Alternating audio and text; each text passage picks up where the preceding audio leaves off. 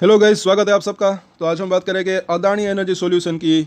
पूरा वीडियो ज़रूर देखें। कई बार हमने जो है बात की है इसके ऊपर, और इसके ऊपर अगर सबसे पहले तो आपकी इसके अंदर होल्डिंग है तो हमारे चैनल को सब्सक्राइब जरूर कर लें। इसके ऊपर हम डेली टेक्निकल चार्ट के ऊपर एनालिसिस करते हैं। कल ही हमने बात की थी, सपोर्ट जो है वो करीब दिख रहा है 980। जो पहला इसका जो इसने सपोर्ट लिया था इस लेवल के आसपास, उसकी अभी भी रिस्पेक्ट कर रहा है। अगर टूटा भी तो बाजार के अंदर गिरावट आती है तो टूट सकता है, अदरवाइज ये यहाँ से बाउंस बैक छोटा बड़ा आ सकता है। और आज इसके अंदर ग्लोबल ब्रोकरेज ने इसके अंदर बड़ा टारगेट जो है दिया है कितना, 2251 रुपये का। यानी कि डबल से भी ज़्यादा ये हो सकता है। 1 से 2 साल लग सकते हैं लॉन्ग टर्म की बात करें तो। लॉन्ग टर्म में डबल से भी ज़्यादा इतने रिटर्न भी अगर मिलते हैं तो वो कम नहीं होता, ऐसा मुझे लग रहा है। कौन सा बैंक इतना रिटर्न देता है लोगों को? मतलब कि हर बार मल्टीबैगर चाहिए मल्टीबैगर चाहिए, लेकिन ये भी समझने लायक बात है, मेहनत करनी पड़ती है। और एक चीज़ है, कई हमें कमेंट आते हैं, इस वजह से यहाँ पर हमने बात कर रहे हैं। यहाँ पर अगर देखें बाइंग प्राइस, अगर देखें लोगों की कहाँ पर है, यहाँ पर खरीदते हैं, यहाँ पर खरीदते हैं। और यहाँ पर अगर आप देखेंगे लॉन्ग टर्म, ये लंबा चार्ट इसी वजह से लगाया है कि जब ये 980,000 रुपये के आसपास था तब मतलब कि कोई खरीदारी नहीं करते, लेकिन जब यहाँ पर आता है तब खरीदारी करते हैं और बाद में बोलते हैं कि हम फंस गए। उसके बाद ये वापस से नीचे आया।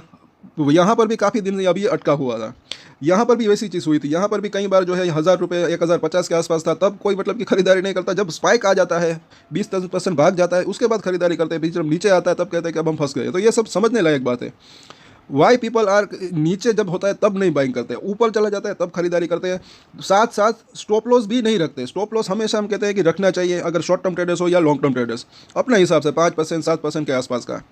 क्योंकि अगर स्टॉप लॉस ट्रिगर होता है, कई बार ऐसा भी होता है कि वो ही स्टॉक फिर जो है नीचे में मिल सकता है वापस से। अगर स्टॉक अच्छा है, लॉन्ग टर्म के लिए ले रखा है तो भी अगर देखें। साथ साथ एक चीज़ और है कि थोड़ा थोड़ा करके खरीदना, थोड़ा थोड़ा करके बेचना, वो भी एक अच्छी स्ट्रेटेजी रह सकती है। अगर किसी को फॉर एग्जांपल 100 शेयर खरीदने हैं तो 50 क्यों ना खरीदे। उसके बाद शेयर भागे ऊपर चला जाए तो भी फ़ायदा हो सकता है, अगर नीचे आए तो भी फ़ायदा हो सकता है। कैसे कि जो शेयर अगर वापस से नीचे आता है तो अगर वापस से खरीदारी करनी है तो वो भी हम खरीद सकते, जो है वापस से खरीद सकते हैं, वापस से 50 शेयर खरीद सकते हैं। उस तरीके से देख एवरेज करने का मौका मिल सकता है। खैर फिलहाल हम बात करते हैं आगे। अब यहाँ पर एक चीज़ और है कि कल इसके ऊपर फंडामेंटली हम एनालिसिस करेंगे, तो वो वीडियो आप ज़रूर देखिएगा। काफ़ी ज़्यादा इसके ऊपर जो है हमने रिक्वेस्ट आ रही है, इसके ऊपर हम चर्चा करेंगे। ये आप इसको न्यूज़ को देख सकते हैं कि अदानी एनर्जी सॉल्यूशन के अंदर जो है ये ग्लोबल ब्रोकरेज कैंटोर 125% जो है ये भाग सकता है। 2251 रुपये के आसपास का टारगेट दिया है। काफ़ी बड़ा मतलब कि ये अच्छा खासा बड़ा ब्रोकरेज है। और इसके ऊपर हम हिंदी में जो है ट्रांसलेट करके ये चर्चा करेंगे। इस रिपोर्ट की भी फंडामेंटली भी चर्चा करेंगे, तो कल की वीडियो वो आप ज़रूर देखिएगा। यहाँ पर अब देखिए आज के दिन हैवी वॉल्यूम रहा, 26 लाख के आसपास की डिलीवरी उठी एक ही दिन के अंदर, वो भी 55% की। ये चीज़ यहाँ पर अच्छी दिख रही है। कल भी हमने देखा था, कल भी हमने बात की थी, इसलिए मैंने कई बार कहा है कि डेली आप देखा ज़रूर करें। कल भी 20 लाख के आसपास की डिलीवरी उठी थी एनएससी के ऊपर, आज 26 लाख के आसपास की। तो ये कुछ ऐसा मतलब कि ये जो बायर्स है वो कुछ बेवकूफ़ तो नहीं हो गए कि इतनी ज़्यादा खरीदारी कर रहे हैं। इतना बड़ा शेयर है 1,000 रुपये के आसपास का, उसके अंदर 20 लाख की 26 लाख की खरीदारी करना, करोड़ों रुपए की बाइंग यहाँ पर हो रही है। कल ही हमने देखा था यहाँ पर। और आज के दिन क्या हुआ, यहाँ पर ये जो है इसको देख सकते हैं कि एक बुलिश एंगल्फिंग कैंडल बनी है। तो यहाँ पर अब इस कैंडल को अगर बात करें, बुलिश एंगल्फिंग कैंडल बनी तो ये तेज़ी के संकेत तो दिख रहे हैं। अब यहाँ पर क्या होता है, कैंडल स्टिक पैटर्न की बात करें तो अब इसका जो हाई है 1020 के आसपास, ये अगर पार हो जाता है तो और अच्छी तेज़ी आ सकती है। अगर ये लो जो है इसका, जो कि 976 रुपये का है, वो अगर ब्रेक होता है तो गिरावट आने की संभावना रह सकती है। या फिर ये जो कैंडल है बुलिश कैंडल, इसका असर कम हो सकता है। लेकिन आज का लो थोड़ा सा नीचे है, और जैसे कि हमने बात की थी, अगर बाजार के अंदर गिरावट आती है तो इसके अंदर गिरावट आने की संभावना हो सकती है। अदरवाइज और कोई रीज़न मुझे नहीं यहाँ पर लग रहा है। फिलहाल जो है ये लेवल अगर पार होता है 1020, उसके बाद एक ये लेवल है जो कि 1040-50 के आसपास का है। दो रजिस्ट्रेशन इसके दिख रहे हैं, बस ये लेवल पार हो जाए फिर इसके अंदर 1100-1130 तक जाने की संभावना भी रह सकती है। आगे देखते हैं आज के दिन क्या हुआ। वो जो खबर का ही असर यहाँ पर इसको देख सकते हैं। जैसे कि वो खबर आई होगी, उसके बाद ये तेज़ी आई, उसके आप देखें अच्छे वॉल्यूम के साथ, और यहाँ पर ये आखिर में थोड़ी सी मुनाफा वसूली आई। यहाँ पर बाजार के अंदर जो है शॉर्ट टर्म ट्रेडर्स भी हो सकते हैं, लॉन्ग टर्म ट्रेडर्स भी, जिन्होंने यहाँ पर खरीदा होगा, थोड़ा बहुत यहाँ पर मुनाफा वसूली की होगी 1020 के आसपास, थोड़ा सा नीचे आकर फिर बंद रहा। और ये भी हमने बात की, थोड़ा थोड़ा करके खरीदना, थोड़ा थोड़ा करके बेचना, अच्छी स्ट्रेटेजी रह सकती है। फॉर एग्जांपल ये भी हो सकता है कि किसी ने यहाँ पर 100 शेयर खरीदे तो 20-30 शेयर यहाँ पर बेच दिए हो, मतलब कि एग्जाम्पल की बात है। बड़े प्लेयर्स जो है ये भी चीज़ कर सकते हैं। कई बार हमने बात की है म्यूचुअल फंड, देखा था हमने जब म्यूचुअल फंड की खरीदारी वो कैसे करते हैं, 1 लाख शेयर, उसके बाद 50,000 शेयर, इस तरीके से खरीदारी। बेचने में भी वैसे ही। तो यहाँ पर अगर देखें, वो तो खैर अपनी अपनी रणनीति की बात है।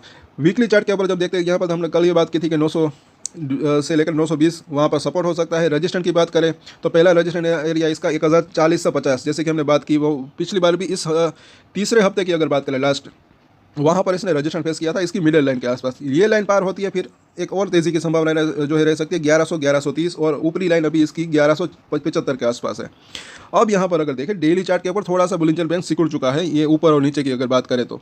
अब मिडल लाइन जो है आज वहाँ पर इसने रजिस्ट्रेशन फेस किया, तो ये टेक्निकल चार्ट भी काफ़ी यूज़फुल रह सकते हैं। यहाँ पर आप देख सकते हैं 1008 बिल्कुल उसके थोड़ा सा नीचे इसने क्लोजिंग दी, इतनी अच्छी न्यूज़ थी फिर भी, तो ये एक रीज़न होता है। टेक्निकल चार्ट काफ़ी यूज़फुल रह सकते हैं। अब ये लाइन अगर पार होती है तो फिर 1050 तक जा सकता है, जाहिर सी बात है इसकी ऊपरी लाइन वहाँ पर है। लेकिन इन तीनों ही लाइन्स के अंदर डेली चेंजेस होते रहते हैं, और ये जो निचली लाइन नीचे जा रही थी और अब ये हल्का सा ऊपर कर्व लेने लगी, तो ये सपोर्ट जो है थोड़ा थोड़ा ऊपर खिसक रहा है शॉर्ट टर्म की बात करें तो।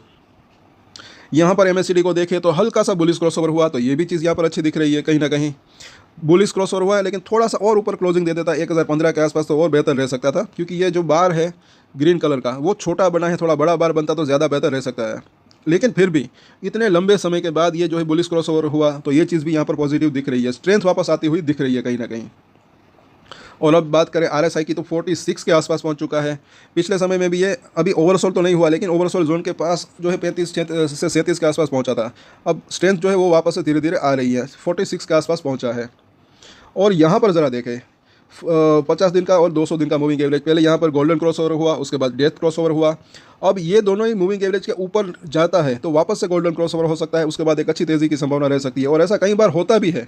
ज़्यादातर संभावना जो है गोल्डन क्रॉसओवर के बाद और तेज़ी की हो सकती है, लेकिन कई बार वो फेल भी हो जाता है। इस बार थोड़ा सा फेल हुआ, लेकिन ज़्यादा जो है गिरावट नहीं आई अभी भी, तो वापस से इसके ऊपर निकलता है तो वहाँ पर तेज़ी की संभावना रह सकती है। लेकिन हाँ, इस लेवल के आसपास इसको रेजिस्टेंस का सामना भी करना पड़ सकता है। जैसे कि हमने बात की 200 दिन का मूविंग एवरेज बड़ा मूविंग एवरेज है, और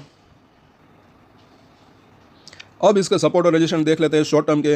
और लोगों को जल्दी बहुत रहती है, तेज़ी आती नहीं, थोड़ी बहुत गिरावट भी आती है तो पैनिक होने लगते हैं, थोड़ी बहुत कंसोलिडेशन होता है तो भी मतलब कि बोर होने लगते हैं। लेकिन ऐसा नहीं होता, कंपनी हो इसके अंदर थोड़ा बहुत वक्त भी, कुछ के अंदर जो है वक्त भी लग सकता है। और दूसरे शेयर्स की बात करते हैं कि उसके अंदर तेज़ी आ गई, उसके अंदर तेज़ी आ गई, लेकिन उसका चार्ट अगर आप देखेंगे उसके अंदर भी जो है देरी ही लगी होगी। पहले हर एक स्टॉक का एक वक्त होता है, उसके अंदर भी उसके इन्वेस्टर को अगर आप पूछोगे तब पता चलेगा कितना मतलब कि उन्होंने भी वेट किया हो। अब यहाँ पर खेल फिलहाल देखते हैं सपोर्ट और रेजिस्टेंस की बात।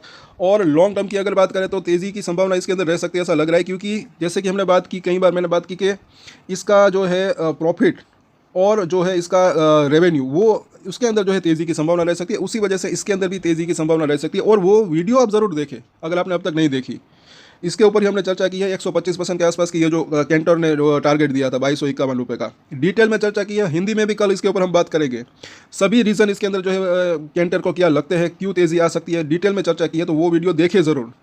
मेहनत तो यहाँ पर लगती है कहीं ना, कोई भी बिजनेस हो। 1060 का प्राइस है तो पहला सपोर्ट एरिया डेफिनेटली अब 980 से 975 का लेवल, उसके नीचे देखें तो 950 का जोन, और उसके नीचे 920 से लेकर 900 रुपये का जोन यहाँ पर दिख रहा है। रजिस्ट्रेशन की बात करें तो पहला रजिस्ट्रेशन एरिया इसका तकरीबन जो है 1020, जो कि आज ही यहाँ पर इसने टच किया। इसके ऊपर हमने बात भी की थी, अगर आपको याद होगा 1000 से 1020 एक रेंज हमने बात की थी कि पहला रजिस्ट्रेशन ये हो सकता है, और बिल्कुल आज इसी जोन के आसपास रजिस्ट्रेशन फेस किया। अब ये लेवल पार होता है तो उसके बाद 1050 से लेकर 1060 का लेवल, बस ये दो रजिस्ट्रेशन पार होते हैं। उसके बाद ये यहाँ पर 1100 से 1130 के आसपास जा सकता है, उसके बाद और तेज़ी की संभावना रह सकती है, लेकिन हाँ उसमें वक्त लग सकता है। और मार्केट के अंदर मुझे ऐसा लग रहा है कि शॉर्ट टर्म ट्रेडर्स जो है, शॉर्ट टर्म ट्रेडर्स भी जो है वो भी कर सकते हैं, लॉन्ग टर्म ट्रेडिंग भी कर सकते हैं, दोनों ही मतलब कि कर सकते हैं, करना है तो। फॉर एग्जांपल मतलब कि कई बार इसके ऊपर हमने चर्चा की, आगे भी हम बात करेंगे कभी और दिन। सो आज के वीडियो में इतना ही, कल इसके ऊपर वापस से चर्चा करेंगे। तब तक के लिए अगर आपके इसके अंदर होल्डिंग है तो हमारे चैनल को सब्सक्राइब जरूर कर लें। और एक स्टैंडर्ड डिस्क्लेमर जो कि मैं हमेशा देता हूँ, आप कोई भी ट्रेड ले उससे पहले अपनी रिसर्च करें, अपने फाइनेंशियल एडवाइजर की सलाह ले, उसके बाद ही कोई डिसीजन ले, और डिसीजन ले तो उसकी जिम्मेदारी मेच्योरिटी के साथ खुद ही ले। ये वीडियो मैंने एजुकेशन पर्पस के लिए बनाई, मेरी तरफ से कोई बाय या सेल की रिकमेंडेशन नहीं है। Thank you.